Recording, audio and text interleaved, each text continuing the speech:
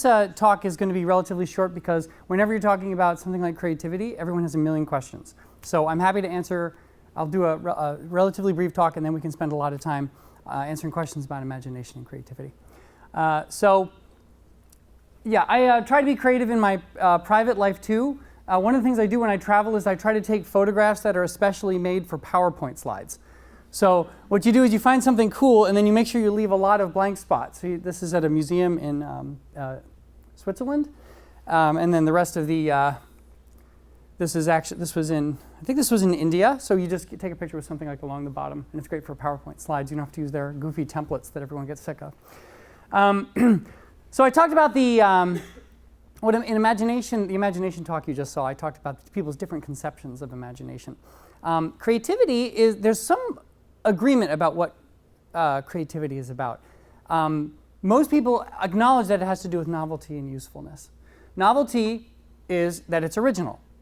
Okay, it's got to be new in some sense. Okay, there's historical creativity, which is that it's never been thought of before. And then there's personal creativity, where you've never thought of it before, but you originally came up with it. So in the era of the internet, for example, it's very hard. I'm always trying to come up with one-liners for Twitter and stuff. But whenever I come up with clever wordplay, I dread doing a Google search because inevitably somebody's already thought of it. Like Lord of the Blings or something like that. You know, somebody else out there has already published it. But I thought of it all by myself, so I pat myself on the back, but I don't post it on Twitter. The other thing is usefulness. Usefulness means that it can't just be new, it's got to be good for something. And useful, I'm using very, very broadly. I'm not just talking about something like a plunger for your toilet. That's useful. But even if it makes somebody happy, that's got some kind of use. If you turn a TV on to white noise and it's just that static, every quarter of a second there is a brand new image on that screen that has never existed before in the universe. Okay, so by the novelty characteristic, it's very, very creative. But who cares? Nobody wants to watch static. It's meaningless to us, and it lacks that novelty. So what creativity is about is coming up with something new that satisfies some kind of need or is of use in some way. Now, I think in other talks in this series, we're going to hear from designers and stuff. I'm going to focus a bit on fiction, creativity in fiction. All right. Particularly in speculative fiction, which is stuff like science fiction, fantasy, and this kind of thing, where people often talk about creativity. First thing I'm going to talk about is a study done by Thomas Ward. He had people draw aliens. He said, make up I forget his exact term, might have been living thing or a creature or something like that. And the finding was relatively shocking. People are not very creative. Okay, so this is kind of typical of what people did. Now, why is this considered not particularly creative? If you think of the vast space of things that living things could be in, this looks relatively humanoid. I mean, it looks a lot like an earth creature. It's got fur, it's got two legs, it's bilaterally symmetric, it's got nose, eyes, ears, all in recognizable places. Okay, this is an image from the actual study. Some participant actually came up with this drawing, and they had these independent raters rate them on how creative they thought they were. Some of them were very creative, like some giant amoeboid thing that had 19 tentacles or something. But most were like they had a person, they put a chicken head on top. Okay, not very creative. So here we have, they're highly structured, is what he said, with characteristic properties of common Earth species. Even when they're asked to use their wildest imaginations, and even when the subjects were creative writers. So this cast kind of a depressing glow upon the creativity research. In my lab, with a cognitive science honors student, and Mike Vertoli, who's in the back, also helped with the study, we thought, well, come on. You just put some random undergrad taking a psychology course in front of a blank piece of paper and ask them to be creative with drawing an alien. Maybe that's asking too much, right? So this is from the Spore Creature Creator. Have you guys ever heard of Spore? Spore's a game came out a couple years ago, and you can download this creature creator, I think free, and what it does is it allows you to build creatures. Here's some of the creatures that can be built with Spore. You start with this ball, and then you can pick, I think these are mouths or something, and you just you have these drop-down menus, and it'll add it in a smart way, and you end up with a creature that can roar and walk around and that kind of thing. So we thought, maybe if you give people inspiration, you show them the vast possibility of what creatures could be, maybe they'll be more creative. Anybody have a guess what happened? Nobody wants to guess? There are two choices. They were creative or they weren't. Yeah? Yes, they weren't. It's amazing we got this published because usually they don't publish stuff like that. If you find that there's no difference, they usually don't care. But what we did was we changed our hypothesis to say, you know what? This non-creativity is stable across technologies. It works with pencil and it works with like computer technology. Now that might sound like cheating to you. Well, welcome to science. It's not really cheating. And the purpose of the hypothesis in science is to help describe something in a way that is going to communicate the important findings. And it doesn't really matter if that was your hypothesis when you decided to think of the study. You may politely disagree, but this is the only way this stuff was going to get out. This is not quite out yet. That's what we found. So, can we get people to be more creative? This is an experiment that was done fairly recently that I thought was very exciting. What they did was they had a catalog of candles, like a shopping catalog of candles, and they asked people to find out all of the attributes on which these candles varied. Okay? So the color change, different candles have different colors, they have different heights, they have different scents, those kinds of things. And they came up with 32 categories. Okay? This graph here is a measure of how often that category varies. So color changes all the time, right? Candles, there are a million different colors for candles. You can get all kinds of. The width of a candle is variable. Think about when you look at the shelf of candles in the store, how they vary. Okay, what ways do they not vary? Okay, well, one of them was motion. Candles rarely move.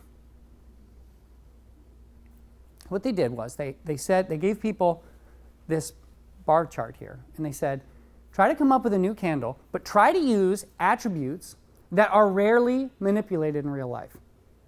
So people are, okay, well, the color, people change color all the time, I'll ignore that. What's this motion? How do you make? So what someone did was they came up with a candle that was on a lever, a teeter-totter thing, and when it was heavy, it would be here, and you light it, and then as it burns, the counterweight over here makes it rise, and there was a snuffer up here, so it would snuff itself out by the time it got to the end. And independent raters thought, yes, that's a very creative solution. So it looks like there's this evidence here that this method actually can help make people make more creative decisions. Now, why are these feature types numbers? Why don't we list, like, let's say this is color, we don't know.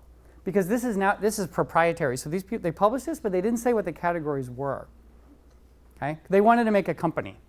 So you could reproduce the study and find out what they were, but they didn't report those things.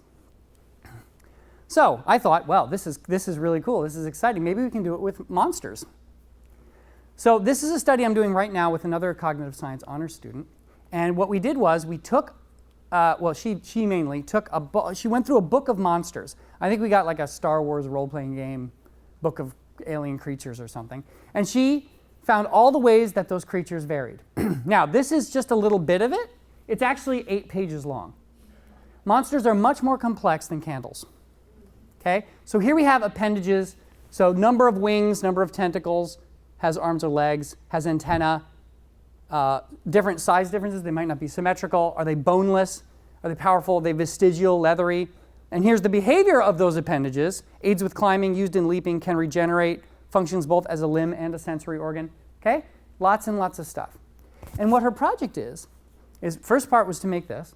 And the second part was to give this checklist to some independent raters. She found a role-playing game group playing Dungeons and Dragons, and she got them to look at a bunch of monsters and fill out check marks for each monster. So let's say you got like a goblin or something. You'd figure out what kind of it can grasp. I don't know what a goblin can do, but they would just check it off. And what we can do is when we give this to enough people, we can make our own bar graph. Remember this bar graph here? We can make one of these, but not just for the 32 categories of candles, but for the hundreds of categories that we have for creatures. And the second part of the experiment, which we haven't done yet, it'll be done this year, is that we will give this checklist to people and see if they can make more creative creatures. We're going to have 3 groups, actually. We're going to have a group that was like the Ward study. We just give them a piece of paper and say, try to come up with a creative creature. we're going to have a condition where we just give them the checklist without the bar graph. We'll say, here's some ideas. That's a little bit like the spore creature creator, where we don't say which ones are normally used. And then we'll have another one where we give them the actual bar graph. So we predict that it'll get more creative as we go through those three. So if you contact me, probably by fall of next year, it should be all done, and we'll know whether it worked. Fingers crossed. It could be pretty exciting. But I think this is a really, it worked with the candles, and we're hoping it'll work here. But I think that if you're interested in your own personal creativity, one way to help inspire it in yourself is to try to think of what things are rarely changed when you're trying to think of some kind of new solution, right? Another thing about creativity is that most of your ideas are bad, but you should not resist thinking of them. When you are trying to come up with a solution to a problem or trying to be creative in any kind of way, it is very important to separate the generation of ideas from the evaluation of those ideas. So don't be a perfectionist and beat yourself up, be like, oh, that's so not creative. I got to think of something creative. Just write everything down or sketch it or something and try to come up with as many ideas as you can without being critical at all. It's tough. It takes practice, but it's worth it. Then later, you come back and then you start dealing with it in like, okay, let's put them in groups. Let's see which ones are not so hot. But it's a different mindset. And you should learn to be able to focus on these different kinds of mindsets to maximize your creativity. I think what was that movie about the writers with Sean Connery? You guys remember this movie? Nobody. What was it called?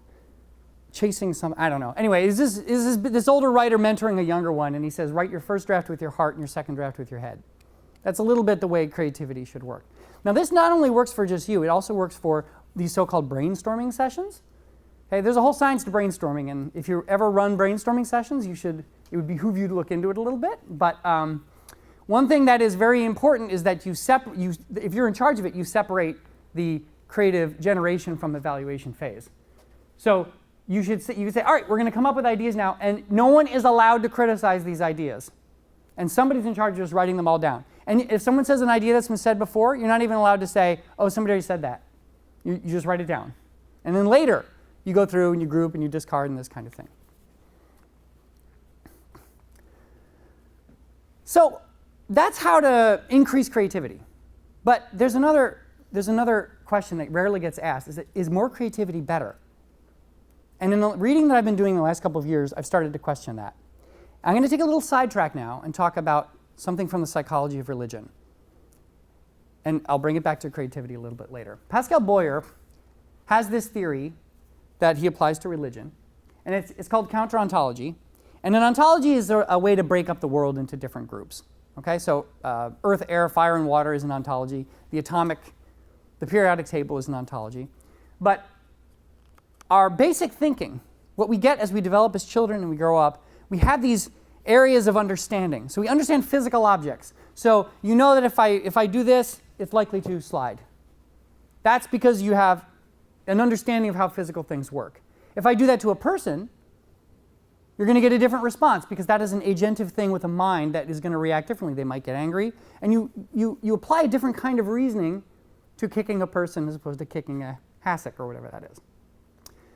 So you have like living thing and you have physical object, and people don't exactly agree on what these ontologies are.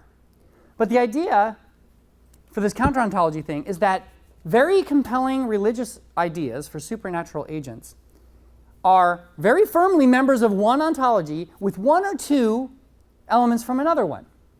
So you might get a statue that bleeds or cries. Okay? So what is that? That's taking something from physical objects, and it's giving it an attribute from living things. Okay? You might have a tree that can hear conversations. These are actual examples from real religions. Okay?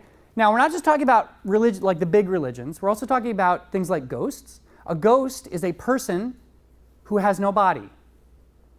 Okay? A zombie is a person without life, but still has animation, right? And the really interesting thing is that if you try to have too many things that are different, it sounds a little bit silly.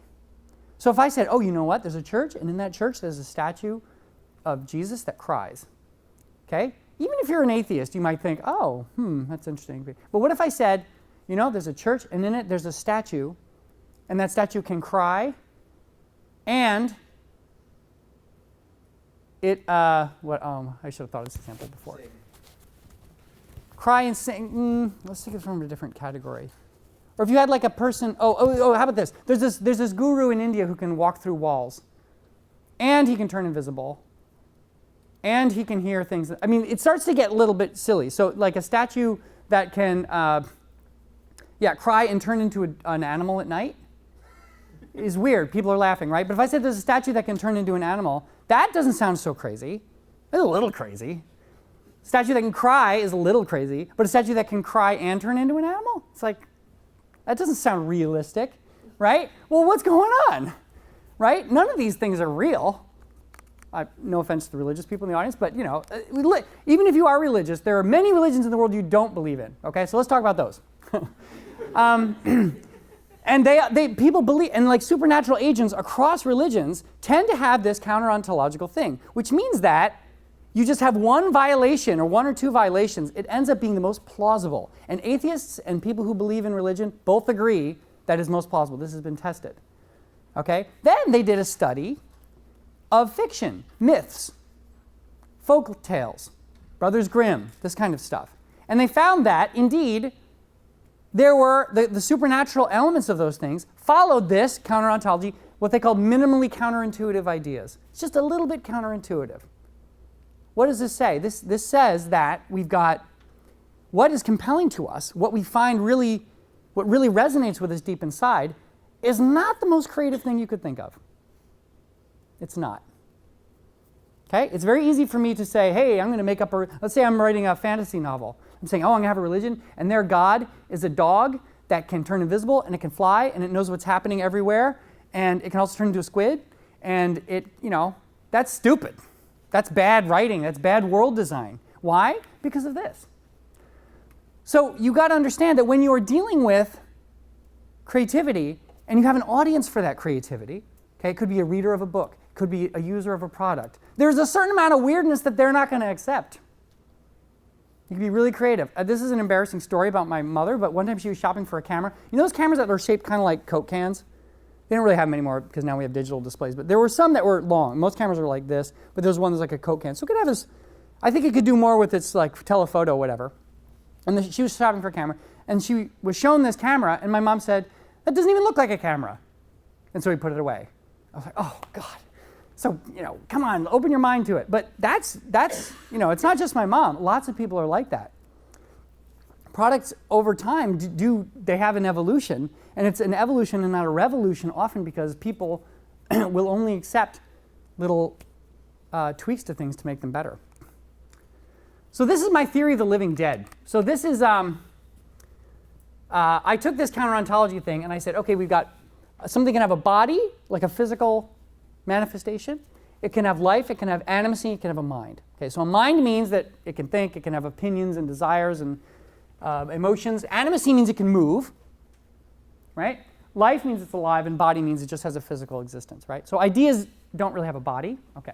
And what you can do is you can look at every combination of these things and find things in our cultural world that correspond to them. So let's say a corpse has a body but no life, animacy, or a mind. Now you might say, a corpse? Who cares about corpses? Everybody cares about corpses. In fact, one of the defining things of religion is that something must be done with dead bodies. Something must be done with them. They differ on what is done with them, but they all agree that something must be done. Okay? And the reason corpses are so fascinating is because you've got conflicting things going on. Now, keep in mind, a lot of corpses in our evolutionary history were people you knew and loved. So, let's say your mother has died. There's the body of your mother. Part of your brain is still thinking, this is a person I love. Part of your brain is thinking, when someone's gone, they're going to come back. Just because someone, you've left your roommate, when you come back, you don't think your roommate has ceased to exist just because you've left them. Okay, that's called person permanency. Part of you thinks that person's going to show up again. Part of you doesn't really believe that that person is gone because you've got this person permanency. On top of that, you've got these other forces in you that are saying, it's a dead body, you must stay away from it, because dead bodies can carry pathogens. So we have this evolved sense to stay away from dead things. So we've got these conflicting ideas in our heads: love, revulsion. That makes corpses fascinating. And all religions have some specification of what you need to do with them. A life force, or a qi in qigong, or like life force, has life but no body, animacy, or mind. A human in a vegetative state has life in a body but no animacy in a mind. These are people who are, like vegetables. And these things are interesting, right? I won't go through all of these. People with severe mental illnesses, they might not have their mind. Robots, I think part of the reason I think that we are so fascinated with robots is that they have a body, animacy, and a mind, and no life. So when you see an animatronic creature walking around, you're like fascinated with it. You look at it because it doesn't make sense completely given all the other things you know. So a robot is interesting because of this minimally counterintuitive theory. It is just like a person, except it doesn't have life. Another study found, they looked at Grimm's fairy tales, looked at all of them, and they found that the most famous ones, there's some you've never heard of, like the donkey sled or whatever, but Cinderella everybody's heard of. They did Google to find out which ones were the most famous and popular. And they found that each one had around 2 or 3 minimally and counterintuitive ideas in it. Now, this is talking about a story. Before I was just talking about like a god or a creature or something like that. When you've got a whole story, you can't have the story chock full of minimally and counterintuitive ideas. In the context of the whole story, they found that the most popular ones had 2 or 3. I already talked about the camera story. So this is a little guiding about enhancing creativity. So you can be more creative than you should be, perhaps, sometimes, when you don't want to overstep your bounds. Okay, so creativity enhancers. Anybody have a cell phone in here? Come on. Somebody's got to have a cell phone in this room. One person? I was going to ask you guys some questions with your cell phones. This is how this works. You get out your cell phone, or if you have a computer online, you can do it in the computer. And I want you to text. What you do is you text a code. You text to this phone number, 37607, and what answer you think is right, you put this in the message. So if you think color doesn't make any difference at all, you'd be just as creative in any colored room. You send this message, 824041. Okay, if you think it's green or red or blue or yellow, you do something else. Okay, and I will see. We have 0 results. So this is the phone number you text to, 37607. 37607. That's too small?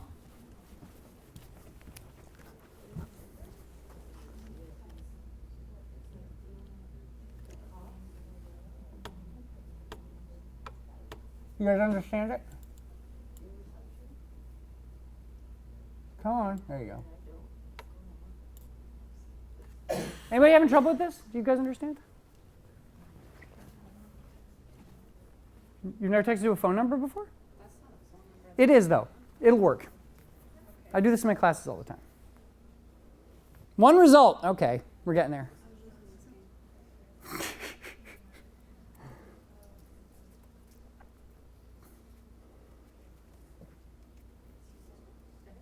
Okay, 6 results. There we go. People are starting to get in their votes.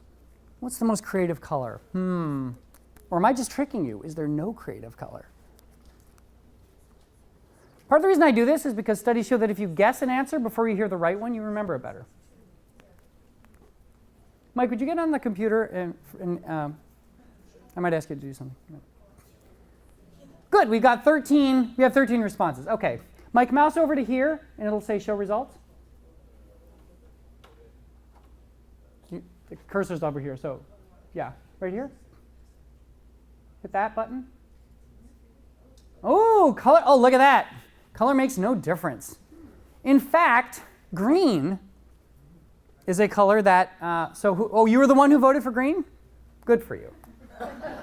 Either you're smart or lucky. So a study by a flower company, I don't know if you can trust that, but a study by a flower company found that green actually does enhance your creativity.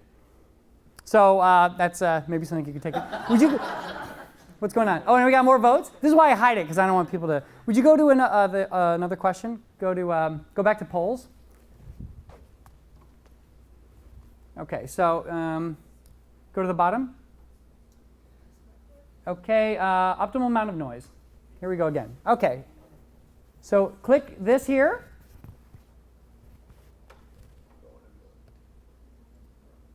And click this here.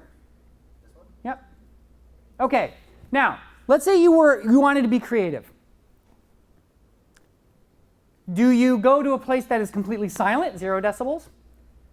60, 70, 80, or 100 decibels, okay? And I've given you this little key in case you don't know what decibels are. At Barrymore's, if you're dancing at Barrymore's and the music's pounding, it's 100 decibels. That is enough to hurt your ears, if you long term, by the way. Vacuum cleaner's about 80, street traffic 70, normal conversation about 60 decibels. I'm probably speaking right now at about 65 decibels. So, what do you think is the optimal, or you want to have absolute silence? If you're going to be creative, what do you think would enhance your creativity the most?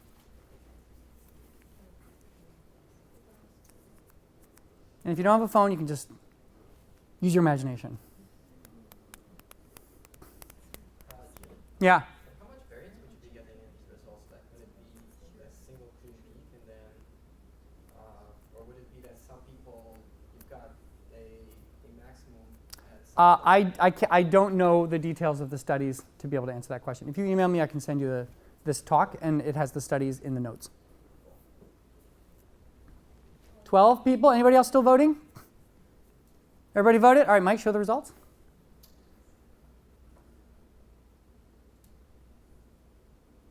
Oh, very good. Very good. Not quite perfect, but very good. Turns out 70 decibels. I had the answer?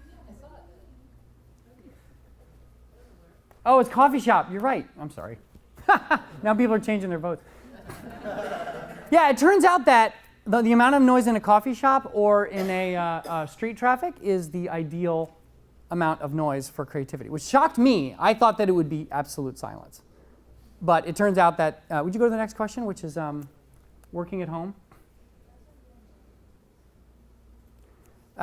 Right. So we're not exactly sure why this happens about the noise, but it, yeah, that one. So high results and push the poll. There we go. We're not exactly sure why that happens, but it could be that you're more creative maybe when your frontal areas are a little bit occupied, or when you're allowed to make, maybe it allows you to make more distant associations between things. How about this last one here? You're more creative working from home than at work? Okay, true or false? So who's the woman who went to Yahoo and said nobody's allowed to work at home anymore? Yes, Marissa Meyer. That was very controversial, right? And she's like, people don't work at home. They want to get work, they goof around. They're on the competition, Facebook. So what do you think? More creative working at home or at work? Got 4 people. Think about, what do you do? I mean, you don't have to answer it this way, but think about what you do when you want to be creative. Do you go home, or do you hang around other people at work, or do you be where it's whatever?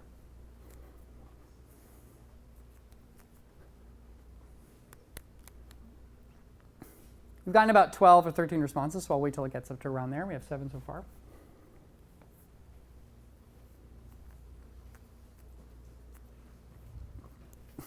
In the future, if anybody has a computer, you can log to pollev.com/Jim Davies and also vote through the just through the web.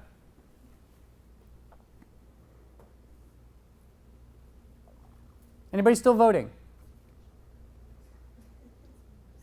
Everybody's all done? Okay, let's show the results. No difference. No significant difference. People are split on this. Well, it turns out that you're more creative at work. You're more productive at home. Okay, this is where Marissa Meyer is getting it wrong. People are actually more productive at home, but they're more creative at work.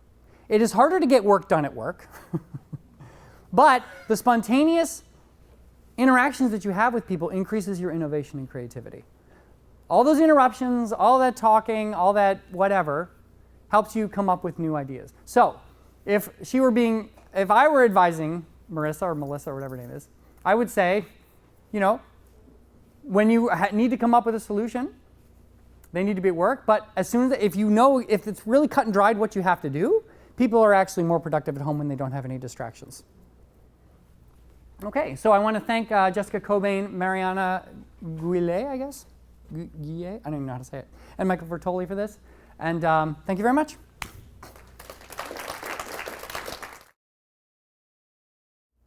I can't speak to the Japan-America difference. However, there are studies that show that cultures vary on many variables, one of which is the willingness to be unique and stand out.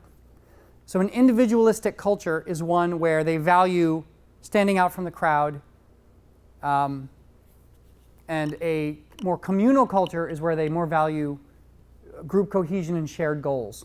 That's sort of the difference there. So I know that Japan, probably not as much as China, but Japan is more communally based in their culture than the United States is. And there is a strong correlation with the amount that how individualistic a culture is and the number of innovations and patents and creativity that they have. Also prosperity.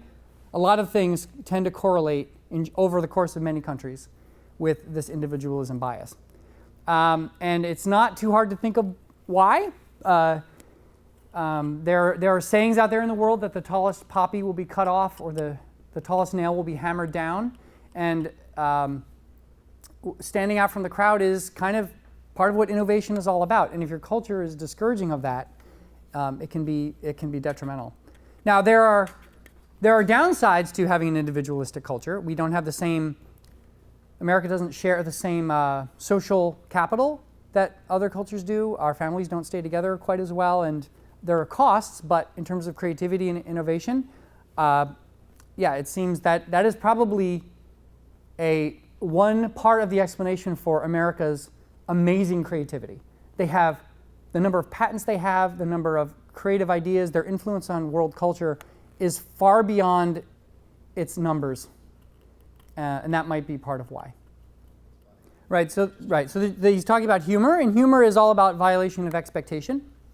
And they've got these very strange studies where they'll show a square going across a screen like 7 times, and it'll and then one time it goes all the way across the screen, and people laugh. There's nothing funny about a square going across the screen, but the violation of expectation is enough to generate a laugh. Whether you want to call that humor or not is a philosophical question. But his comment, yes, like people sitting around a campfire and one person's playing a cello. And note that I would think that is funnier than if everyone around the campfire were playing a different stringed instrument. It's too much. And there's a clown there. Like you can definitely spoil the joke. So yes, right. So the comment for the mic is that it might be a little unfair to say that these undergrads are uncreative because they haven't been trained. It's a little bit like we put a violin in all their hands and we say, oh, we've shown that people can't do music, even if they've never trained the violin. So, but the training of creativity, I think, is an understudied idea.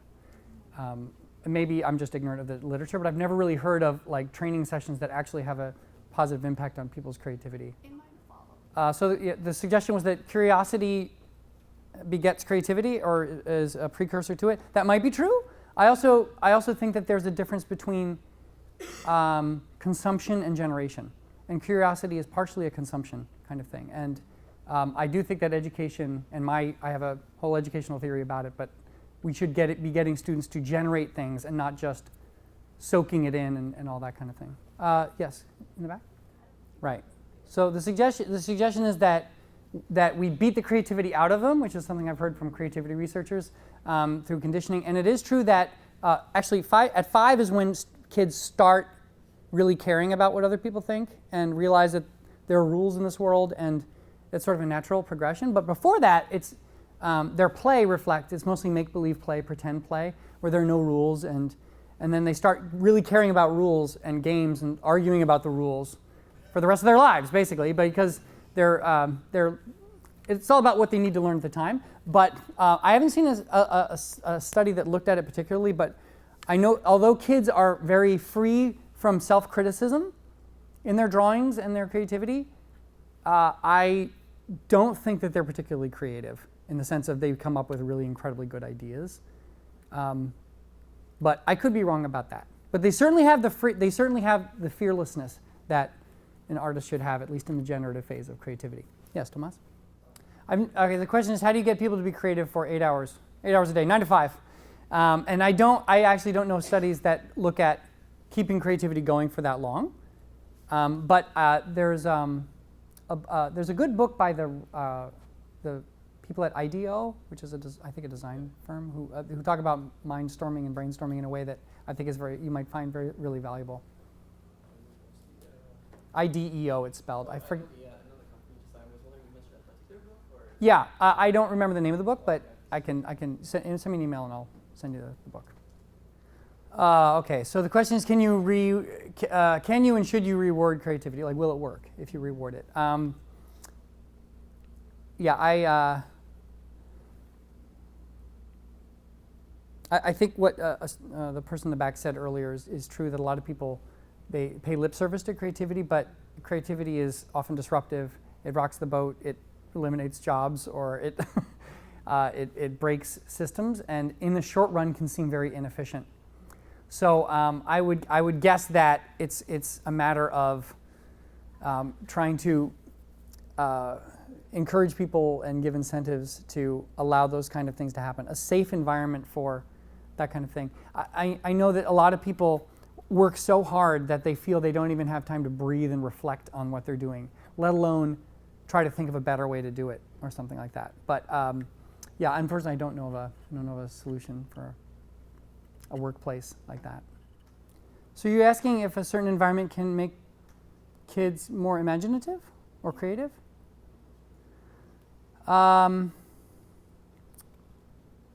Make it green. Make it a green room. No.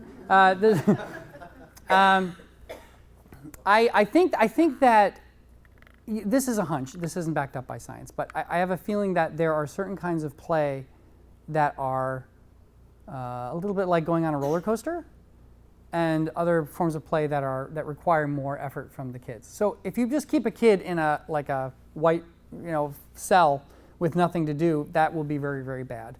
On the other hand, if they're just sitting and experiencing theme parks all day, they're going on a guided entertainment that can require very little from their mind. And I think actually boredom is okay. As parents, it's not your job to entertain your kids all the time, right? So their own boredom, that they have boredom and the tools to get out of that boredom by generating their own play and their own games, I think would be the most effective way to do that. But I don't know of science that backs that up. So it's kind of a hunch.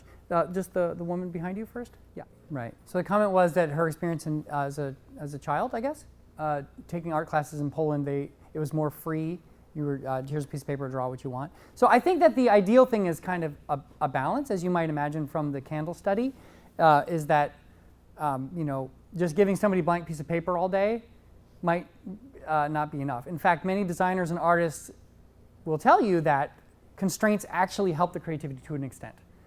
And they have trouble coming up with brand new great ideas without some kind of problem to chew on. So being asked to do a bird's nest, I think with some cutout paper, I think that actually could be a very creative task depending on how it was done. So I don't know the details of what happened to you, but I think that it could be a source of great creativity. But if it's sort of like, use this template and it's got to look exactly like this, then you're just teaching crafts. Well, those are separate things. So the question was, are people using imagination as an escape from reality? And the question is absolutely yes. That is the definition of imagination. It is a self-generated reality. We spend about 90% of our thinking time doing it. Maybe not visual imagination, but like daydreaming and free thought. And that is time to process, think about problems that are not immediately in front of you, something a dog can't do, but very, very important for us.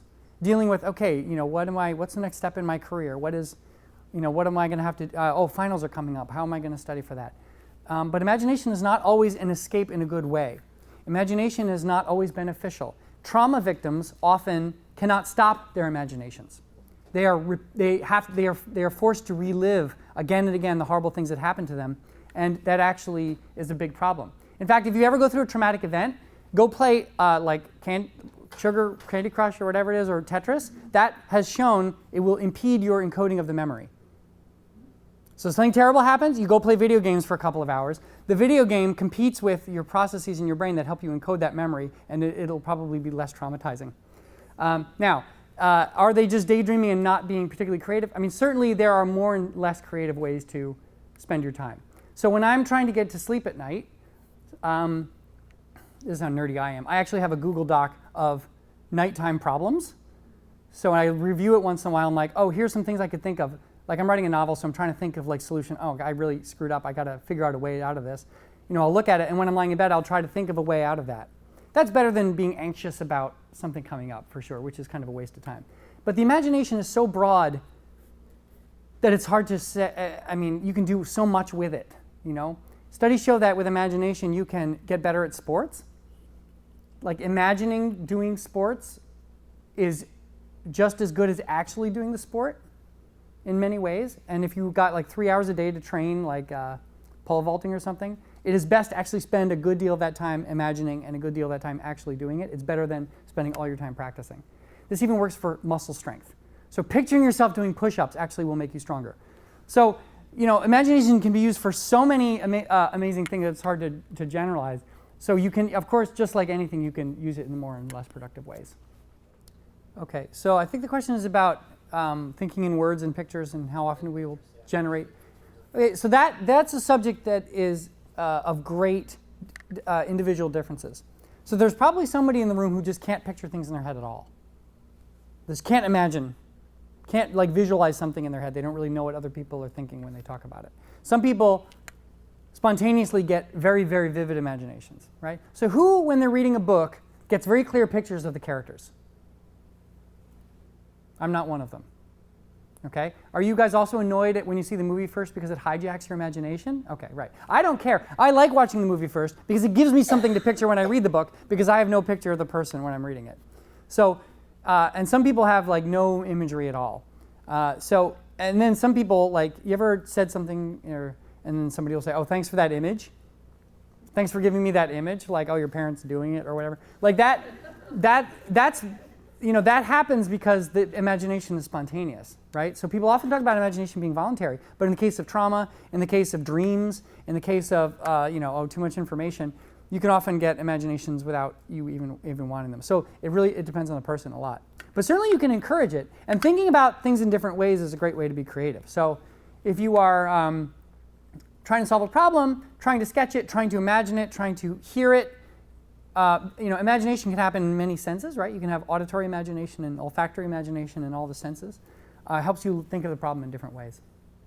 Okay, so mom told her when she had butterflies to imagine them flying in formation. Yeah. I still do that. Right. It just all of a sudden, I'm in control. So yeah, they're great. They're really. I just bought $250 worth of books on imagination because I'm about to start writing a book on it. So, but a lot of them are these like tricks you can do. So I was helping produce a play. And we had kung fu battles in it, and we had a kung fu teacher teaching the choreography. And this person had to, I think he had to stand like this or something, or I don't know what it was. But he said, oh, I keep falling over, I can't keep my balance. And the kung fu instructor said, imagine that your hands are holding onto a bar. And he did, and he just like stopped completely, and he was able to do it. It was amazing. And there's no bar, it's just, the mere imagination of it will do it. So those imagination tricks are great to try to think of and come up with, and they're worth communicating. Okay, so the massive media onslaught that we get, does that make us less imaginative? I don't think so. I think it makes us more imaginative.